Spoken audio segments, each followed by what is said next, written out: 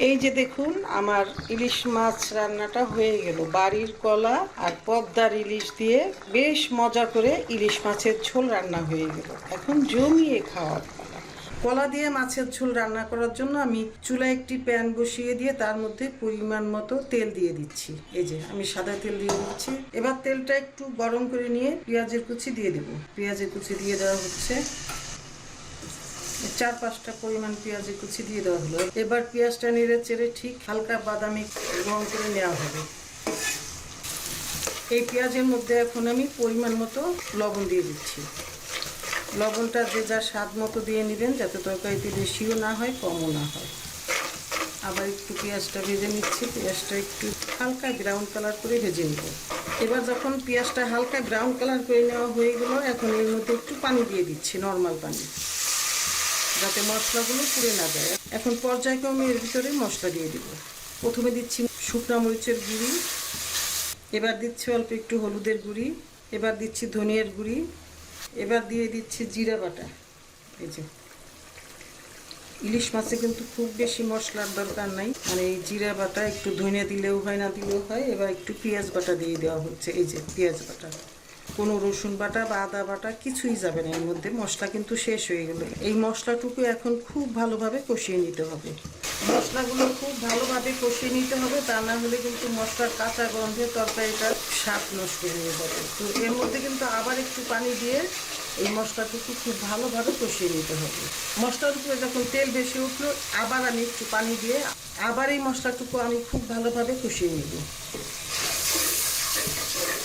এই যে এই পর্যায়ে একটু হালকা কষিয়ে নিয়ে এর মধ্যে কাঁচা কলার টুকরাগুলো দিয়ে দিব। এই যে কাঁচা কলার টুকরাগুলো দিয়ে দেওয়া হচ্ছে। কাঁচা কলাগুলো কেটে তারপরে বেশ ভালোভাবে পানি ঝরা দিয়ে নেওয়া হয়েছে। তবে এই কাঁচা কলাগুলো আমরা হলুদ মেখে ভালোভাবে ধুয়ে নিয়েছিলাম। এখন এই কাঁচা কলাটা মশলার সঙ্গে বেশ ভালোভাবে কষিয়ে নিতে হবে।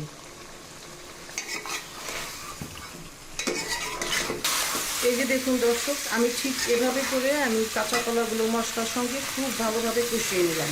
এই যে দেখছেন, খুবই ভালোভাবে মশলার সঙ্গে কাঁচা কলাটা কষিয়ে নিলাম। এখন এর মধ্যে আমি পরিমাণ মতো পানি দিয়ে দিব।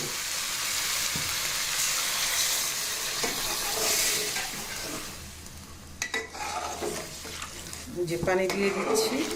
আসলে কাঁচা কলায় কিন্তু পানি প্রচুর টানে, যে জন্য আমি একটু ঝোল ঝোল রাখবো, এই কারণে পানিটা একটু বেশি দিব। আর কলাটাও একটু বাতি কলা, মানে বাচ্চা কলা না আর কি, মোটামুটি বেশি বয়সী কলা, যে কারণে পানিটা একটু বেশি দিব। কলাটা সিদ্ধও হতে হবে। আবার আরেকটা বিষয় আছে, আলুর মতো কিন্তু এই কলাতেও প্রচুর পানি টানে। আর আমি রাখবো এটাকে ঝোল ঝোল, ইলিশ মাছের ঝোল। তো সের জন্য পানিটা আমি বুঝে শুনে আমি পরিমাণ মতোই দিয়ে দিলাম।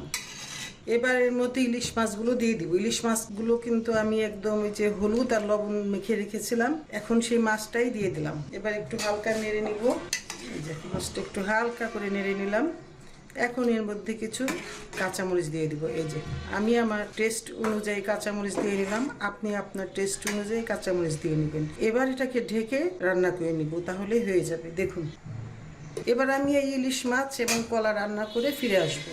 ফিরে আসলাম 5 মিনিট পরে। এবার আমি একটু দেখি যে আমার মাছের অবস্থাটা কি হলো।